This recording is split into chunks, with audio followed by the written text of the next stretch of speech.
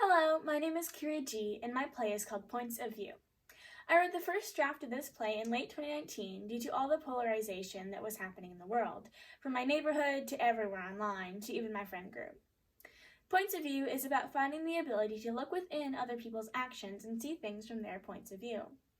Thank you and enjoy the show. Points of View by Kira G. Morning, Kaya's apartment.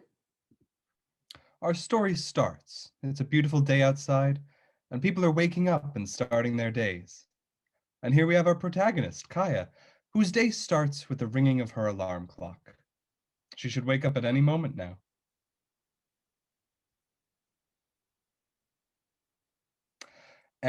Why isn't she waking up?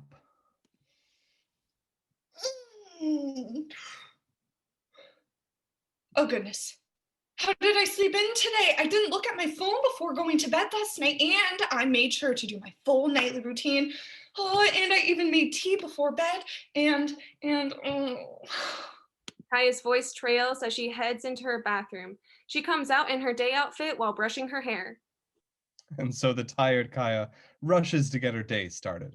This obviously starts with a trip to the nearest Starbucks. Starbucks. After a short walk, we arrive at the Starbucks. It's jam-packed and loud. This is the first day of the availability of the PSL. People are pushing and shoving to get to that sugary, if fall was a drink, concoction. Maybe I should get some coffee. oh, this is great. The day I sleep in, there just happens to be a big line. What's all the fuss about anyway? Next. Hello, may I please have one chocolate cake pop and... Oh, can I have one pumpkin spice latte as well? Oh, how original you are, huh? Excuse me? No, I'll get you your order, lady. I can order what I want. Whatever. Walking home from Starbucks. Seas of people rushing from one place to the next, which seems to be the usual here. Usually, this kind of commotion would make Kaya discombobulated and stressed, but there's only one thing on her mind. Lunch. Oh goodness, I hope they're not there already. They, meaning her friends, and lunch, meaning an experiment that will probably start World War III. If I can get home in 5 minutes, then I'll have 24 to make lunch, which won't be a problem since it's just fancy sandwiches and salad. Okay, I think I can do this. Kaya takes a deep breath and continues walking towards home. Kaya's dinner table. The table is set, lunch is prepared, everything is ready for the guests to arrive. It's probably going to go all downhill from here, but at least the room looks nice. You see, she's invited two couples that she befriended at the school she works at, and while she's close friends with both of them, they don't seem to get along very well. It seems they never can see eye to eye on things like politics. Kaya usually hangs out with them separately, but today, everything changes. Mary and John enter the dining room and take a seat. Hey guys. Hello, Kaya. I love how you decorated the table. How are you doing? Fine, thank you. Just sit tight and the other guests will arrive shortly. Other guests. Who else is coming? As if on cue, Amelia and Michelle enter the dining room. Hi, Kaya. So sorry we're late. We got stuck in terrible traffic. How are you? I'm doing fine, thanks. No worries, this weekend has been pretty busy. A feeling of tension fills the room as the two couples notice each other. What are they doing here? Mary points at Amelia and Michelle with disgust. You're not going to sit us down with those two without explanation, are you? Look, I know you guys don't usually get along, but it would be really nice if you guys could find some sort of common ground. Now, I'm going to get myself water, so I'll be back in a second. Kaya heads to the kitchen with a cup, and Amelia, Michelle, Mary, and John start fighting in the background. Oh, I forgot to get a fork for myself. 1 second, guys. I just need to get one more thing. Don't do anything without me. Kaya gets her fork, then turns around to see everybody yelling at each other. Oh no. Obviously, our presence here is not wanted. I'll see you later, Kaya. I don't know how you deal with those two, Kaya. We'll see you later as well. Mary, John, Amelia, and Michelle all leave in a huff. Kaya's TV living room. Kaya has flopped on her bed. She is obviously unhappy. And here our story ends. Wait, ends? I thought things were going to turn up from here. No moral and no happy ending? What kind of story is this? Look, I can't not intervene here. She's just so sad. It's no fun to narrate something with an unsatisfying ending. Suddenly, everything starts spinning. As things are spinning, narrator looks like they are making a big effort to walk towards Kaya. Then everything stops, and narrator can move freely again. Who are you? Well, I'm the narrator, to this story specifically. Right. That is a totally normal thing people say in normal stances like this. Well, normal isn't really the way I do things. Now it looks like you're in a bad mood right now. What happened? What didn't happen? I mean, I don't know what it is, but I seem to be making everyone upset. First, I made a barista at Starbucks frustrated because I ordered a pumpkin spice latte. And then I just ruined my friends' day by trying to get them to talk to each other.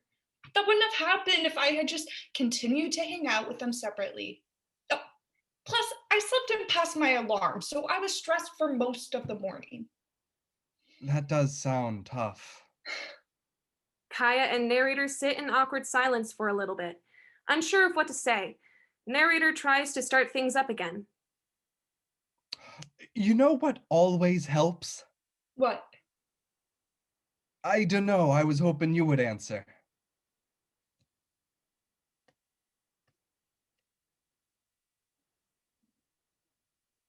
Come with me. I have the perfect idea.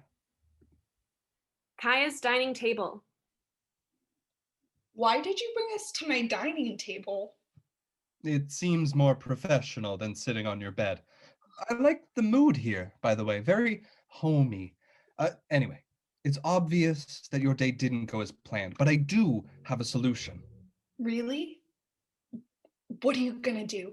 Buy coffee for everyone in the world and make everyone get along with the power of friendship, or cast a spell on the earth that creates world peace? Not exactly. While my solution won't create world peace, it'll help you out. All you have to do is look within. Look within who? Other people. Gross! I'm not gonna do that. Oh, not like that. Trust me with this. Remember the barista? Yeah? Let's look within her actions. Barista's house. Barista's point of view. Her morning starts with the usual screaming of her nephew and her child. Oi! Barista gets out of bed and sees her nephew and child fighting over a toy. Give it back. You seriously want this cheap thing? Don't call Jenny cheap. Well, I know where cheap things go. The drain. Please. Caleb, Brooklyn, we are not putting anything in the drain. Caleb, go make your breakfast. Brooklyn, go brush your teeth. Okay, Aunt Christine. Caleb goes downstairs. Meanwhile, Brooklyn goes into the bathroom and, a minute later, comes out. Mommy, Yes, Brooklyn. why is cousin Caleb so mean? Because his mommy doesn't make him be kind like I make you do. Oh, And I also make you be independent. Go make your breakfast. Caleb was there a lot, since his mom was always away on business trips. Starbucks. Narrator's point of view. You were Christine's 81st order of PSL. On number 80, she decided that if there was one more order, she would burst. And also, You looked very similar to her sister, although she kind of saw her sister in everything. I mean, it's hard for her not to. Since her parents' most popular sentence they said to her is, "Look at you. You can't keep a stable relationship or a stable job, which is something your sister is doing exceedingly well." So naturally, she blew. Next. Hello, may I have one chocolate cake pop and, oh, can I have one pumpkin spice latte as well? Oh, how original you are. Huh. Kaya's bedroom. See? It wasn't your fault. Thanks. I guess I feel a bit better now. Also, how did you go back in time like that? It's a long story. Anyway, you can also use this technique to mend fights. That's a bad idea, and I don't know who you are. We are not doing this. It's a couple seconds too late, Kaya. Check your front door. Kaya's front door. Hey guys, what brought you back here? You invited us here? Yeah, you said you had something important to tell us. Right. That is definitely something I did. The very important thing I had to tell you is that I'm sorry. I don't want to force you guys to like each other, especially when you keep fighting, but you all are such great people. It pains me to see you all fight all the time. I know you disagree on a lot of things, but it might be good to know where everyone's coming from. Mary and John, you guys are very traditional and don't like that everything around you is changing. As for Michelle and Amelia, you don't like that people are scared of change and that you just want to love the way you want to love. You guys may never see eye to eye, but maybe for the time being, you could talk about something other than politics. Well, why talk when they never want to listen? Well, I can barely get 2 words out before they shut down.